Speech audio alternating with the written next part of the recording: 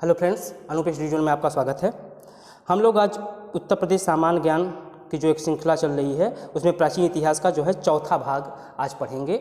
इसमें हम लोग गुप्त काल के बारे में देखेंगे, उत्तर प्रदेश से संबंधित जितने भी महत्वपूर्ण फैक्ट हैं उसके बारे में देखेंगे। यहाँ पे हम लोग आप लोग को बता देते हैं कि यहाँ पे हम लोग इतिहास नहीं पढ़ रहे हैं, यहाँ पे हम लोग पढ़ेंगे उत्तर प्रदेश से संबंधित जो महत्वपूर्ण फैक्ट होगा उसके बारे में देखेंगे।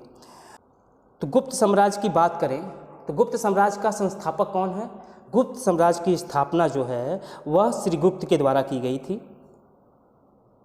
श्रीगुप्त ने जो है गुप्त साम्राज्य का स्थापना किया था। पूछ लेता है कि गुप्त साम्राज्य का संस्थापक कौन थे, उससे संबंधित जो शासक हैं उनका क्रम भी पूछ लेता है। तो श्रीगुप्त के बाद जो शासक बना वह घटोत्कच, घटोत्कच के बाद बने चंद्रगुप्त प्रथम।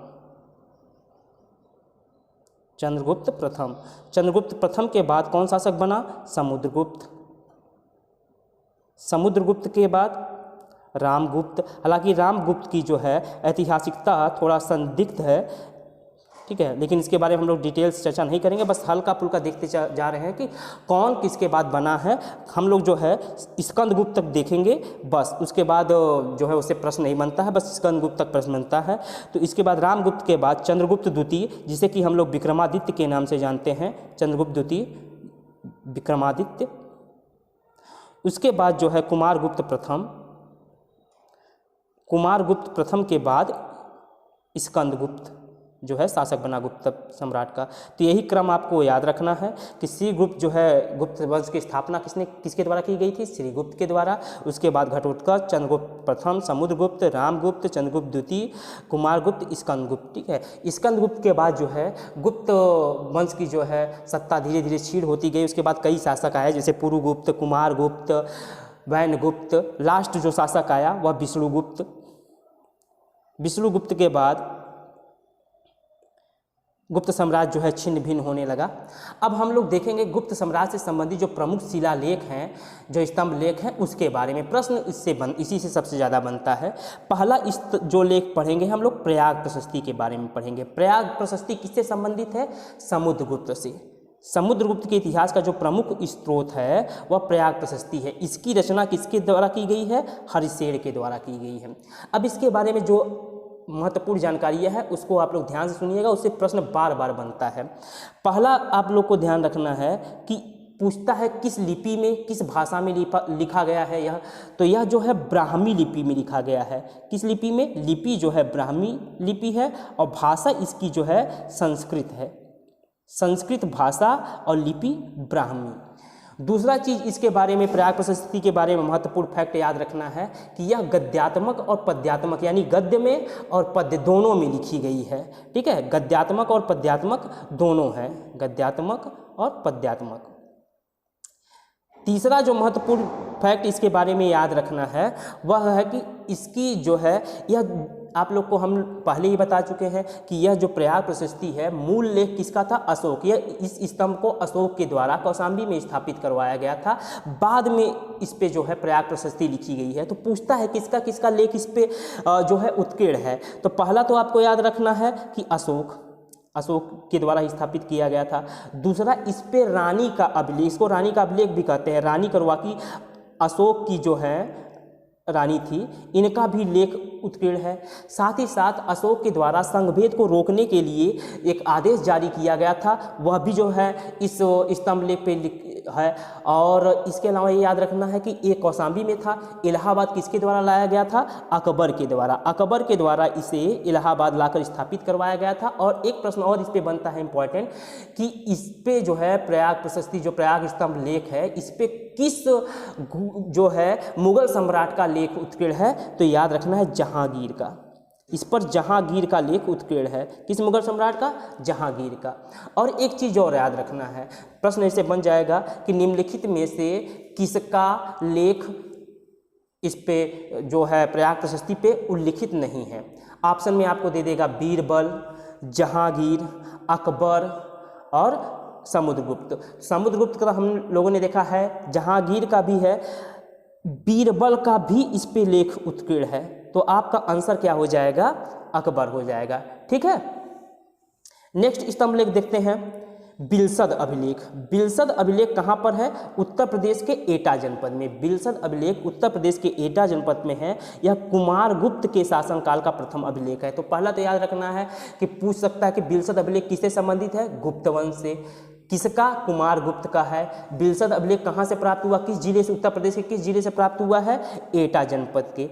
इस पर जो है गुप्त संवत 96, गुप्त संवत 96 का मतलब हुआ 415 ईस्वी का जो है, या 415 ईस्वी का तिथि इस पे अंकित है। इसमें कुमारगुप्त प्रथम तक, यानी कुमारगुप्त प्रथम तक हम लोगों ने वंशावली देखी है। कुमारगुप्त प्रथम तक जितने भी गुप्त शासक थे उनके बारे में पूरी उनकी वंशावली प्राप्त होती है। इस लेख में ध्रुव शर्मा नामक एक ब्राह्मण के द्वारा स्वामी महासेन, यानी स्वामी महासेन किसका नाम है? कार्तिकेय का, के मंदिर तथा धर्मसंघ बनवाए जाने का उल्लेख मिलता है। तो प्रश्न आपसे बन सकता है कि ध्रुव शर्मा नामक ब्राह्मण के द्वारा स्वामी महासेन या कार्तिकेय के मंदिर तथा धर्मसंघ बनवाए जाने का उल्लेख किस अभिलेख से प्राप्त होता है? तो बिलसद अभिलेख। बिलसद अभिलेख कहाँ पे है? उत्तर प्रदेश के एटा जनपद में।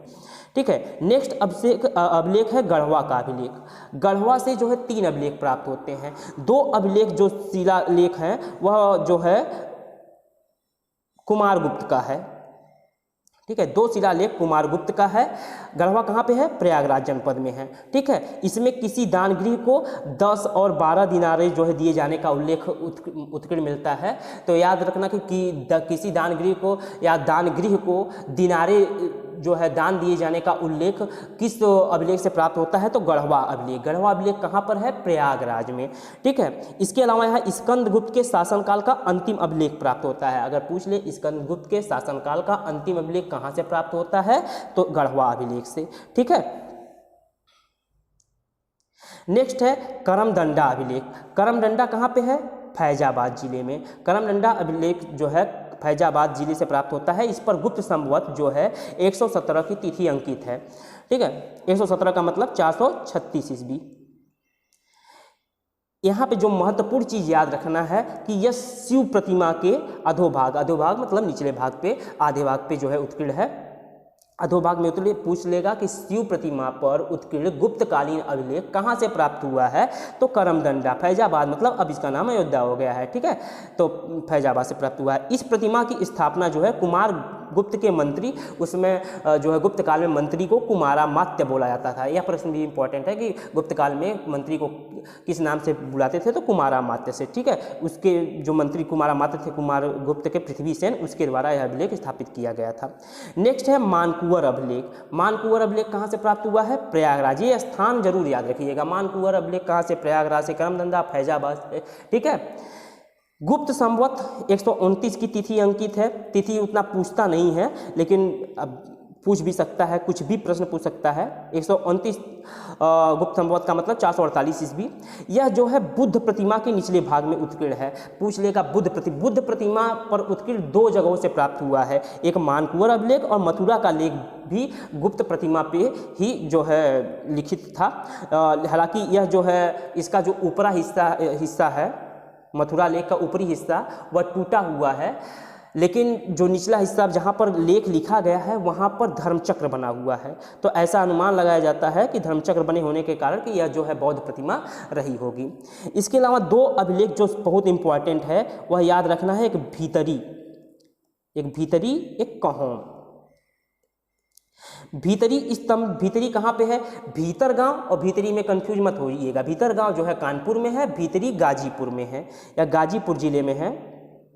और यह जो है किससे संबंधित है? स्कंदगुप्त का अभिलेख है। ये जरूर याद रखिएगा। भीतरी से जो अभिलेख प्राप्त हुआ गुप्तकालीन, वह स्कंदगुप्त से संबंधित है। इसका इंपॉर्टेंट इस बात पे है, पहला इस पे 2 फैक्ट एक याद रखना है कि यह जो है, ये जो स्तंभ था, इस पर विष्णु की मूर्ति बनी हुई थी। तो पूछ सकता है कि स्तंभ पर किसकी मूर्ति बनी हुई थी? विष्णु की मूर्ति। हालांकि वह मूर्ति अभी टूट गई है, लेकिन स्तंभ जो है पूरा भी बचा हुआ है, सुरक्षित है। और संस्कृत भाषा में एक स्कंदगुप्तकालीन जो है लेख लिखा हुआ है।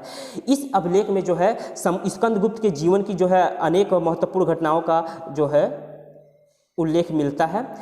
सबसे इंपॉर्टेंट इसमें जो उल्लेख मिलता है वह पुष्यमित्रों और हुड़ों को, पुष्यमित्रों एंड हुड़ों, इन दोनों को जो है स्कंदगुप्त के साथ उनका युद्ध हुआ था, उनको हराने का जो है वर्णन भीतरी अभिलेख में। अब पूछ सकता है कि हुड़ों को हराने का जो है, या हुड़ों के साथ स्कंदगुप्त के विजयों का उल्लेख किस अभिलेख से प्राप्त होता है? तो भीतरी अभिलेख। भीतरी अभिलेख कहाँ पे है? गाजीपुर। दूसरा है कौहम। कौहम कहाँ है? गोरखपुर जिले में है।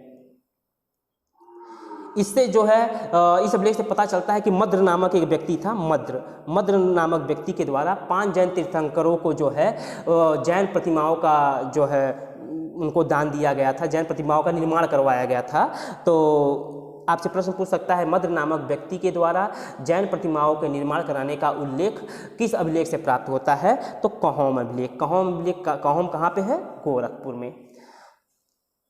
अब जो है इनसे गुप्त काल से संबंधित जो अन्य महत्वपूर्ण फैक्ट है जो उत्तर प्रदेश से संबंधित है, उसके बारे में हम लोग थोड़ा सा देख लेते हैं। पहला चीज़ तो याद रखना है कि गुप्त सम्राट जो थे वो किस धर्म के अनुयायी थे? वैष्णव धर्म के अनुयायी थे। गुप्त लोग वैष्णव धर्म के अनुयायी थे। उन्होंने इसे अपना राजधर्म भी बनाया था। विष्णु का वाहन जो गरुड़ था वह गुप्तों का राज चिन्ह था। यहाँ तो ये तो एक बात होगी। अब इससे जो लेना देना है जो उत्तर प्रदेश से, वो हम लोग देखते हैं। ये लोग वैष्णव धर्म के अनुयायी थे। अब वो जो वैष्णव धर्म का अनुयायी होगा वो वैष्णव धर्म से संबंधित स्थापत्य कराने के उसके चांसेस बढ़ेंगे। तो गुप्त काल में वैष्णव धर्म से संबंधित जो सबसे महत्वपूर्ण अवशेष प्राप्त होता है वह देवगढ़ का दशावतार मंदिर। अब पहला तो यही याद रखना है कि देवगढ़ का दशावतार मंदिर किससे संबंधित है? गुप्त काल से संबंधित है, पहला चीज। और दूसरा जो है वह कहाँ पे है देवगढ़ का दशावतार मंदिर? तो वह है ललितपुर जिले में। अब यहाँ पे आप लोग कंफ्यूज मत होइएगा, कुछ पुस्तक में जो है इसको झांसी मिलेगा, लेकिन झांसी से आप कंफ्यूज मत होइएगा, आंसर इसका ललितपुर ही होगा। झांसी जो है पहले, ललितपुर झांसी में ही था, तो पहले जो पुस्तक लिखी गई थी उसमें झांसी लिखा गया था, और उस पुस्तक को जो लोग देख के आगे लिखते जा रहे हैं तो झांसी लिखते जा रहे हैं, लेकिन अभी जो है ललितपुर में है। ठीक है, याद रखिए ललितपुर अलग हुआ, ललितपुर जिले में। देवगढ़ का दशावतार मंदिर कहाँ पे है? ललितपुर जिले में। कहाँ पे? बेतवा नदी के तट पर। ठीक है, इसमें गुप्त स्थापत्य कला अपने पूर्ण विकसित रूप में मिलती है। इसकी जो और खास बात याद रखना है देवगढ़ के दशावतार मंदिर का, पहला तो कि ललितपुर जिले में है, गुप्त काल से संबंधित है। तीसरा जो चीज याद रखना है कि यह नागर शैली में बनी हुई है यह मंदिर जो है। और एक महत्वपूर्ण जो फैक्ट याद रखना है कि यह मंदिर भारत में शिखर मंदिर का पहला उदाहरण है। प्रश्न पूछ सकता है भारत में शिखर मंदिर का पहला उदाहरण कौन सा है? देवगढ़ का दशावतार मंदिर। ठीक है, इसके अलावा जो है गुप्त काल के भीतर गांव और भीतरी, इन दोनों जगहों से भी जो है मंदिर के अवशेष प्राप्त होते हैं। भीतर गांव कहाँ पे है? कानपुर में। दोनों में कंफ्यूज मत होइएगा, पहले ही बता चुके हैं। भीतर गांव जो है कानपुर में है और भीतरी जो है गाजीपुर। इन दोनों जगहों से भी मंदिर का जो है गुप्तकालीन मंदिर प्राप्त होते हैं। भीतर गांव से जो मंदिर प्राप्त होता है उसके बारे में महत्वपूर्ण जानकारी जो आपको याद रखना है कि यहाँ पे कई मंदिरों की श्रृंखला है, लेकिन एक जो याद रखना है लक्ष्मण मंदिर का पूछ लेगा। गुप्तकालीन लक्ष्मण का मंदिर उत्तर प्रदेश के, हालांकि एमपी से भी मिला है, लेकिन अगर उत्तर प्रदेश से पूछता है कि उत्तर प्रदेश में किस स्थान से प्राप्त हुआ है तो भीतर गांव कानपुर में। ठीक है, इसके बारे में जो सबसे महत्वपूर्ण याद रखना है कि यह भारत में डाट पत्थर मेहराब का आप लोगों ने देखा होगा कि इस टाइप का झरोखा बना होता है, तो डाट पत्थर मेहराब का जो है प्राचीनतम उदाहरण जो है भीतर गांव मंदिर है। साथ ही यह ईंट निर्मित भवन का सबसे प्राचीन उदाहरण जो है ये भीतर गांव मंदिर है। इसके अलावा याद रखना है जो कि गुप्त साम्राज्य के विकास में पूछ लेता है कि मूर्तिकला का प्रमुख जो है गुप्त काल में मूर्तिकला का प्रमुख केंद्र कौन था? तो प्रारंभ में जो था वह मथुरा था, बाद में मथुरा और काशी सारनाथ का जो क्षेत्र था दोनों हो गए। ठीक है, तो आरंभिक दिनों में पूछता है तो मथुरा, और बाद में मथुरा और काशी सारनाथ दोनों।